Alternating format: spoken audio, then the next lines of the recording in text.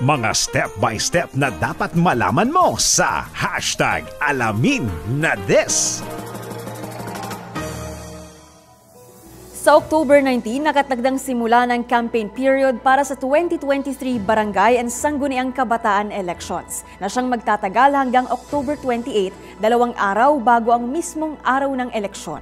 Kaya naman puspusa na rin ang pagpapaalala ng Commission on Elections sa tamang pangangampanya at sa mga ipinagbabawal na gamiting campaign materials. Una, hindi maaaring gamitin ng kandidato ang anumang campaign material na walang nakasulat na political advertisement paid for na sinunda ng tamang pangalan at tirahan ng kandidato.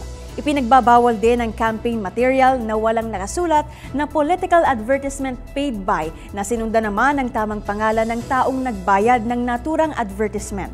Hindi rin maaaring gamitin ang donated o bigay na campaign materials na walang nakalagay na free of charge o airtime for this broadcast was provided free of charge by na sinunda ng tamang pangalan at office address ng firm o broadcast entity.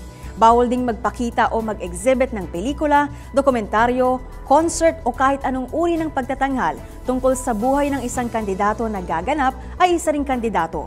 Hindi rin pinapayagan na magbigay ng libreng print, advertising space o airtime na lampas sa tamang laki, tagal o dalas na pinahihintulutan ng batas. Ipinagbabawal din gumamit ng campaign materials na lumalabag sa gender sensitivity o kaya'y maituturing na malaswa o nakakasakit at labag sa Republic Act No. 9710 o Magna Carta of Women.